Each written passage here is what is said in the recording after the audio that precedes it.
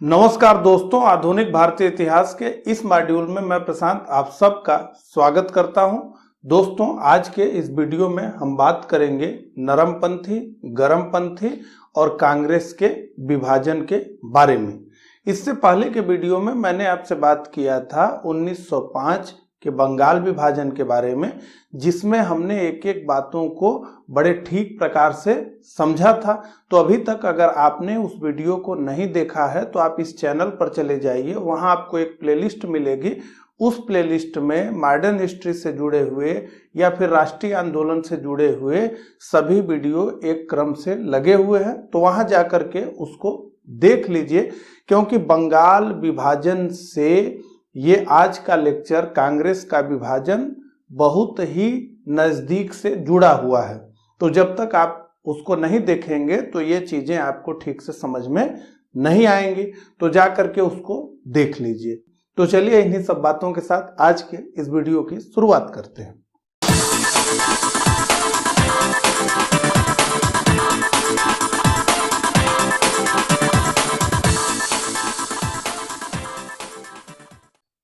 तो जैसा कि मैंने लिखा है, नरमपंथी, गरमपंथी और कांग्रेस का विभाजन।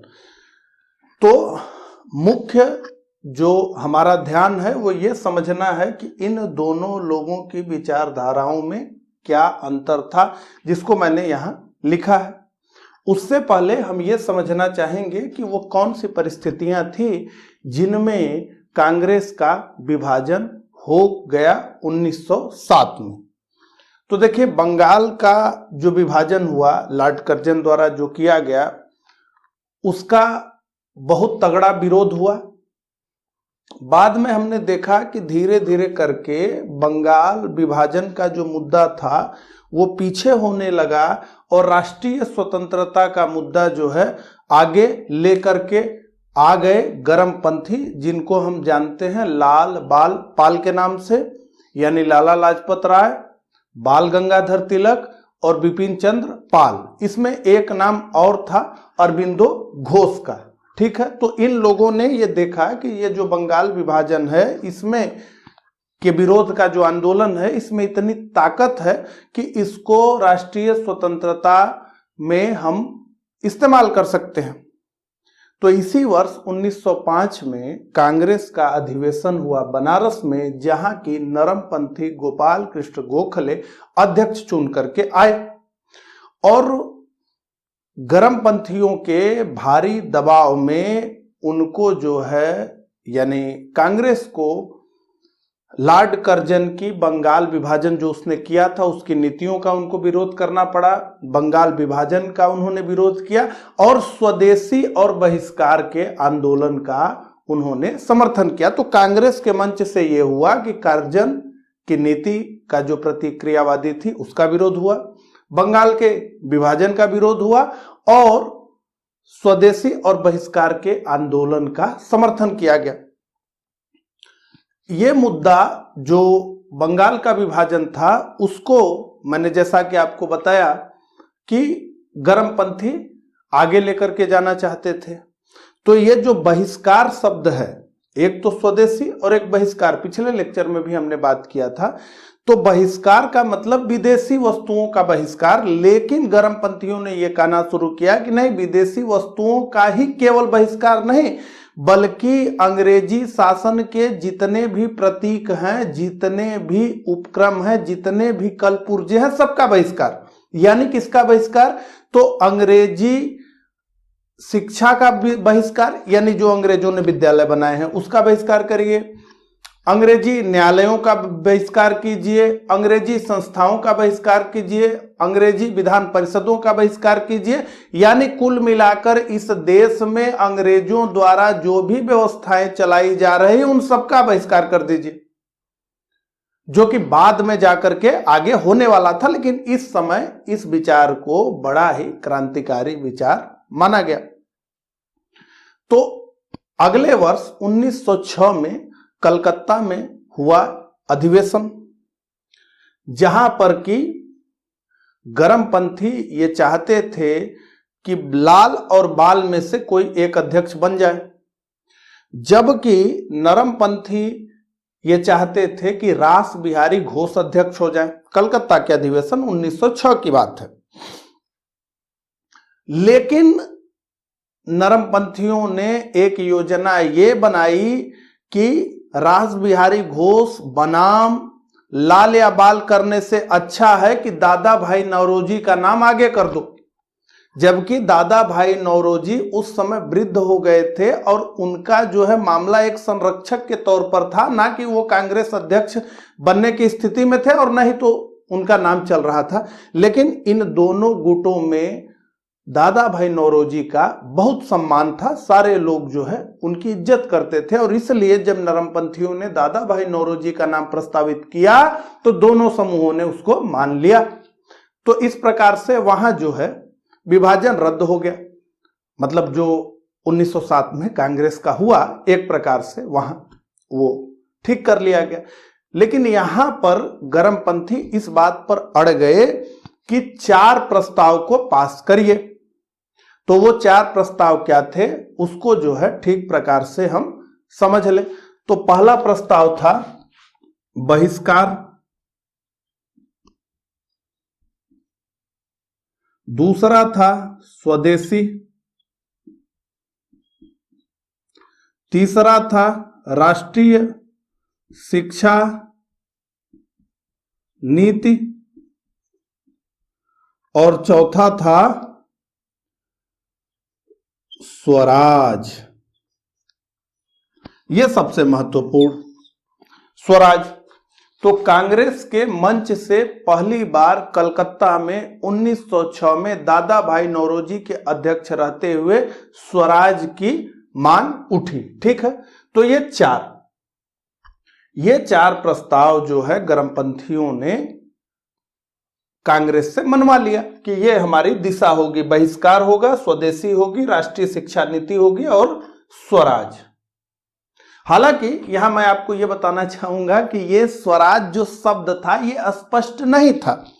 स्वराज का क्या मतलब, जो ऑस्ट्रेलिया और कनाडा में जो व्यवस्था चली आ रही है जिसमें कि कई विषयों पर ब्रिटेन का नियंत्रण और आंतरिक स्वायत्तता, या फिर आज जो कॉमनवेल्थ है, जो राष्ट्रमंडल है, उस तरीके का स्वराज जिसमें कि कोई नाम का प्रमुख हो और हर प्रकार की शक्ति जो है उस देश में निहित हो।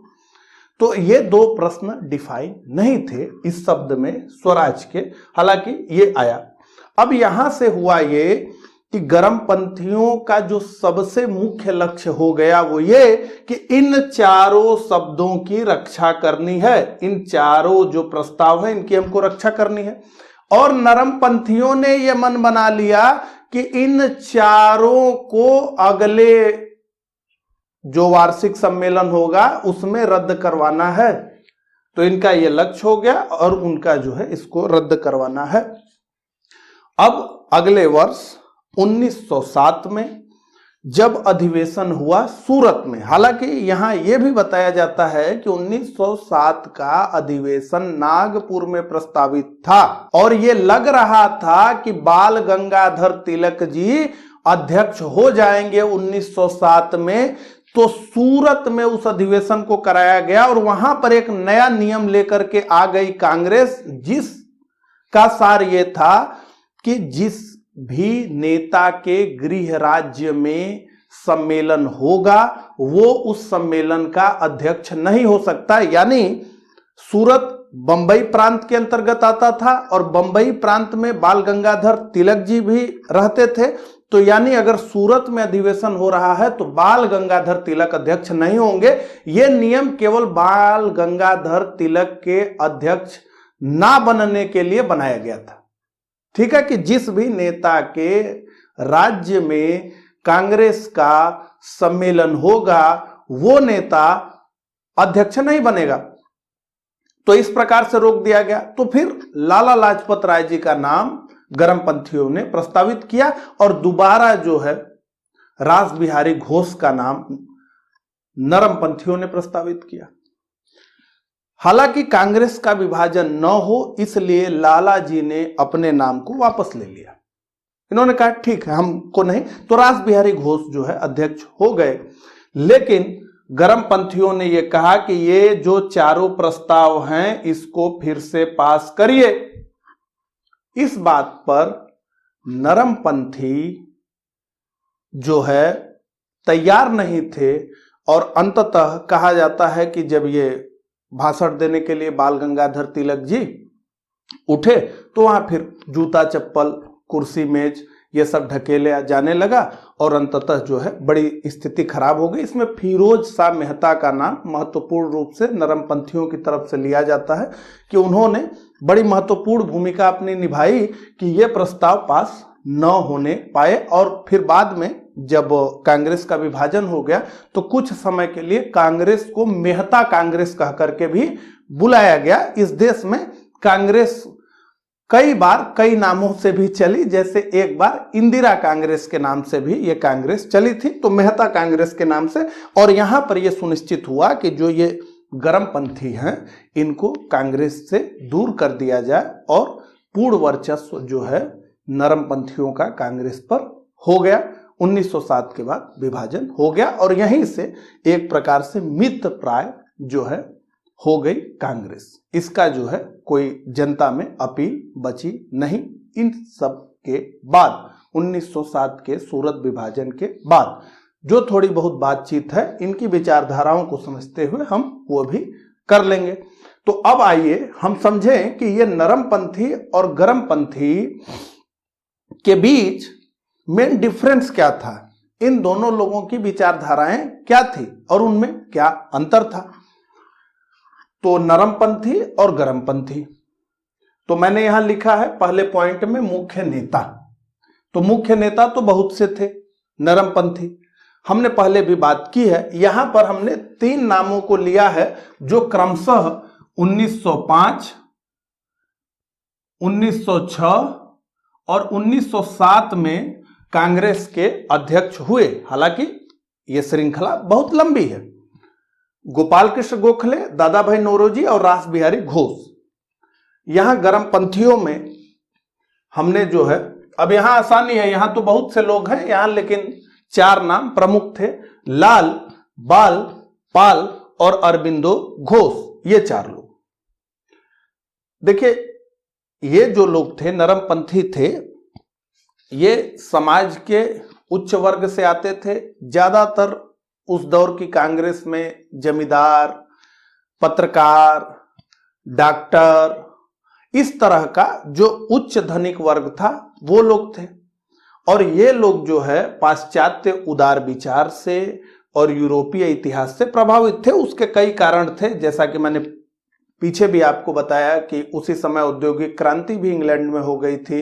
तो इंग्लैंड की जो भौतिक स्थिति थी वो काफी बेहतर हो चुकी थी। उसी प्रकार से एक के बाद एक जो जीत मिली थी अंग्रेजों को भारत में, उसने भी एक इस विश्वास को जन्म दिया कि अंग्रेज श्रेष्ठ हैं। इन सारी बातों को लेकर के ये पाश्चात्य उदार विचार और यूरोपीय इतिहास से प्रभावित थे। इन लोगों की स्थिति इसके ठीक उलट थी और ये लोग भारतीय इतिहास, संस्कृति को अपना मुख्य प्रेरणा स्रोत मानते थे। ब्रिटिश ताज के प्रति पूर्ण निष्ठा। देखिए यहां पर जो है एक बात ठीक से समझ लीजिए कि अभी तक नरमपंथियों का जो मामला था वो ब्रिटिश ताज को अच्छा मानते थे। उनका मानना था कि जो ब्रिटिश राज भारत में है वो अच्छा है और ब्रिटिश राज ही धीरे धीरे करके भारत को आधुनिकता के रास्ते पर लेकर के जाएगा। हो सकता है अभी जो व्यवहार है हम लोगों के गैर बराबरी का, वो आगे जाकर के हम लोग ब्रिटिश प्रजा के रूप में माने जाने लगे, इस तरह की बात थी। तो इन लोगों की निष्ठा ब्रिटिश ताज के प्रति थी। इन लोगों का मानना था कि ब्रिटिश ताज भारत पर थोपा गया है। हमने कब कहा कि हमें ब्रिटिश ताज के अंतर्गत रहना है? ये तो थोपा गया है, ये तो हमारे राजाओं को एक एक करके हरा करके तुम जो है यहाँ पर शासन स्थापित कर रहे हो, तो हमारी कैसी निष्ठा तुम्हारे प्रति? तुम तो विदेशी हो, हमारे देश पर कब्जा किए हो और यहाँ शासन कर रहे हो, जुल्म ढा रहे हो, तो कोई निष्ठा नहीं। क्यों भैया? हमने आपको बुलाया नहीं था, आप जबरदस्ती हमारे देश पर कब्जा किए हैं, आपके प्रति मेरी क्या निष्ठा हो सकती है? तो ये बात, तो इन सेंटेंस से ही आपको अंतर समझ में आ रहा होगा। ब्रिटिश न्याय प्रियता में विश्वास। इन लोगों को लगता था कि ब्रिटिश बहुत न्यायप्रिय हैं। लगता है कि भारत की समस्याएं ठीक प्रकार से ब्रिटिशों को पता चल ही नहीं रही हैं। अगर उनको पता चलेगी तो ब्रिटिश बड़े न्यायप्रिय हैं, वो न्याय करेंगे, सबको समान कानून के तहत वो रखेंगे, ये लोग मानते थे। इन लोगों का मानना था कि नहीं, ये लूटने खसूटने वाले लोग हैं, ये भेदभाव भड़काने वाले लोग हैं, ये क्या न्यायप्रियता करेंगे, ये तो जो है बांटो और राज करो के सिद्धांत पर काम करने वाले लोग हैं, ये एकदम न्यायप्रिय नहीं है, ये तो जो है डकैत हैं जो भारत को लूट रहे हैं, ये कहां न्यायप्रिय हैं। यह मत कि जन सामान्य में अभी राजनीतिक जागरूकता की कमी है तो सरकार विरोधी आंदोलन उचित नहीं, ये बहुत महत्वपूर्ण पॉइंट है। देखिए, इन लोगों को जो है, जो शुरुआती राष्ट्रवादी जिनको हम कहते हैं, जिनको हम नरमपंथी कहते हैं, इन लोगों को यह लगता था कि अभी जो हमारा समाज है वो राजनीतिक रूप से परिपक्व नहीं हुआ है और इसलिए धीरे धीरे हमें उनके अंदर राजनीतिक चेतना का विकास करना चाहिए। ये पहले भी मैंने आपको बताया है। और धीरे धीरे करके ये काम करते हुए जब स्थितियां उस तरीके से बन जाएंगी तो हम फिर सरकार विरोधी आंदोलन शुरू करेंगे, हम स्वतंत्रता की मांग करेंगे, ये सारी चीजें करेंगे। हालांकि ये विचार जो है उस रूप में उभर करके अभी नहीं आया था। तो ये चीज, इसलिए जन सामान्य पर एक अविश्वास रहा नरमपंथियों का, लेकिन इसके ठीक उलट गरमपंथियों ने कहा कि नहीं, जन सामान्य के पास शक्ति भी है इस ब्रिटिश राज से लड़ने के लिए और वो त्याग भी करेंगे, ये पूर्ण भरोसा है। और कहीं ना कहीं बंगाल में जो आंदोलन हुआ था विभाजन का, उसमें ये बातें जो है दिखी भी। अब इतना हमने समझ लिया अंतर, तो अब इसको जो है एक पॉइंट में हम समराइज करेंगे। जितनी भी बात हमने की थी कि नहीं 4 शब्दों में बताइए कि मौलिक अंतर क्या था, तो उसको हम देख लें, ठीक प्रकार से आपको समझ में आ जाएगा। तो अहिंसा, हिंसा नहीं, यह पहली शर्त। संवैधानिक सुधार, ज्यादा से ज्यादा संवैधानिक सुधार करो, विधान परिषदों में ज्यादा से ज्यादा भारतीयों को भागीदारी दो। ये सरकारी संस्थानों में अधिक से अधिक भारतीयों की भागीदारी करो, ज्यादा से ज्यादा भारतीयों को सरकारी नौकरी मिले, हर विभागों में भारतीयों को मिले, उच्च पद भारतीयों को मिले, ज्यादा से ज्यादा डीएम भारतीय बने, ज्यादा से ज्यादा एसपी भारतीय बने, ज्यादा से ज्यादा कैप्टन भारतीय बने। माने ये इनका सरकार से सीधा टकराव नहीं। और ये सब करना है कैसे कि चिट्ठी लिखना है, शिष्टमंडल भेजना है, ये सारा काम धीरे धीरे करके अंग्रेजों से एक मांग रखनी है, वो पूरा कर देंगे, दूसरी मांग रखनी है, फिर पूरा कर देंगे, फिर तीसरी मांग रखनी है, फिर वो पूरा कर देंगे। इसी बात को इन्होंने ये कहा गरमपंथियों ने कि ये राजनीतिक भिक्षावृत्ति है और राजनीतिक भिक्षावृत्ति से कुछ भी तुमको नहीं मिलेगा। ये क्या चिट्ठी भेज करके ये दे दो, वो दे दो, वो दे दो मांग रहे, वैसे कुछ नहीं मिलेगा, ये ठीक नहीं है। तो ये बात अब इनका देख लीजिए, स्वराज की सीधी मांग।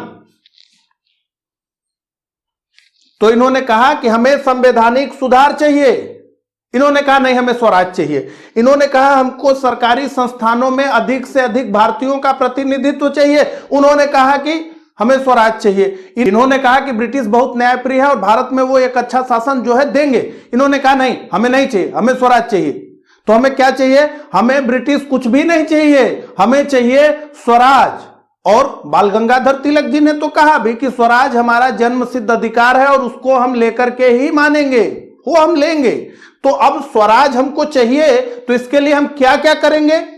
तो हम नागरिक आंदोलन करेंगे, हम असहयोग करेंगे और हम बहिष्कार करेंगे। और बहिष्कार का मतलब यह नहीं कि हम केवल विदेशी माल का बहिष्कार करेंगे, जो भी भारत में ब्रिटिश हैं वो सब चीजों का हम बहिष्कार करेंगे। ब्रिटिशों के द्वारा स्थापित सभी व्यवस्थाओं का हम बहिष्कार करेंगे।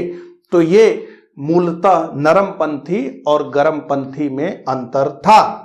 हालांकि अगर इनको आप देखें तो एक प्रकार से आज ये देखने में समझ में आप लोगों को आ सकता है कि ये लोग कहीं ना कहीं, अब जैसे ये ब्रिटिश न्यायप्रियता में विश्वास, ब्रिटिश ताज के प्रति पूर्ण निष्ठा, इनको ये बड़ा अच्छा लगने वाली बात थी कि ये ब्रिटिश प्रजा, चिट्ठी लिखी जाती थी तो उसमें कहा जाता था कि हम भी ब्रिटिश प्रजा हैं, ब्रिटिश। तो आपको लग सकता है कि इस प्रकार से आज हम देखें तो कहीं ना कहीं बातें जमती नहीं है। कुछ राष्ट्र आज का जो है उसमें विरोध की बातें इनकी लगती है ब्रिटिश ताज के प्रति, लेकिन उस समय इन लोगों को जो लगता था उन्होंने उसका पालन किया।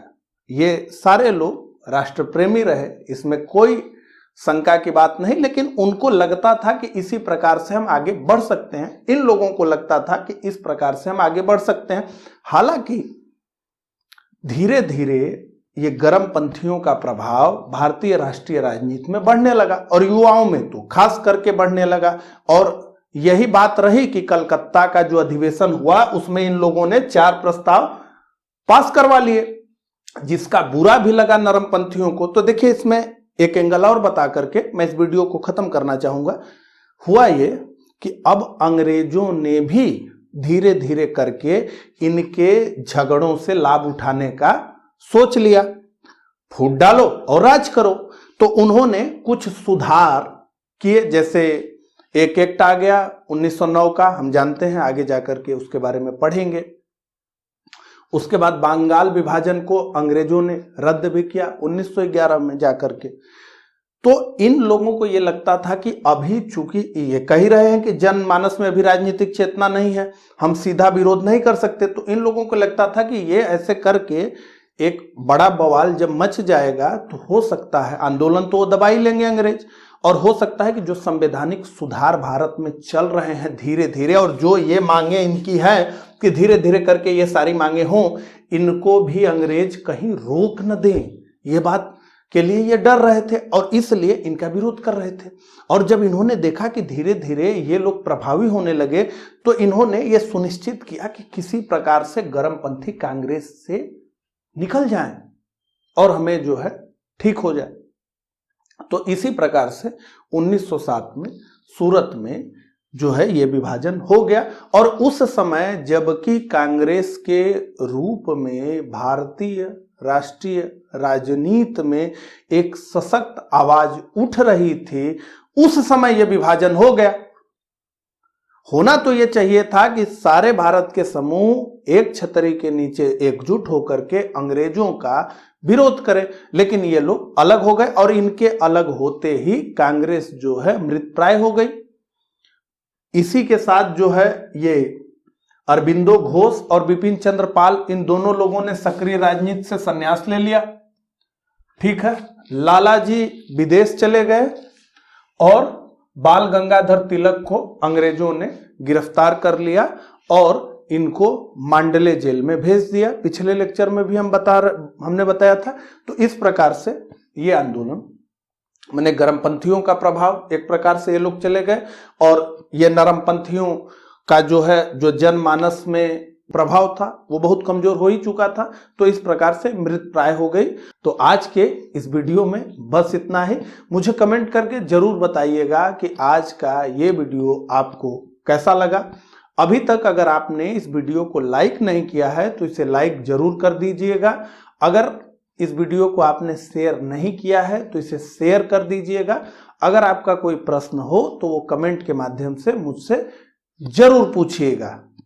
तो मिलते हैं इसी तरह के अगले वीडियो में, तब तक के लिए नमस्कार।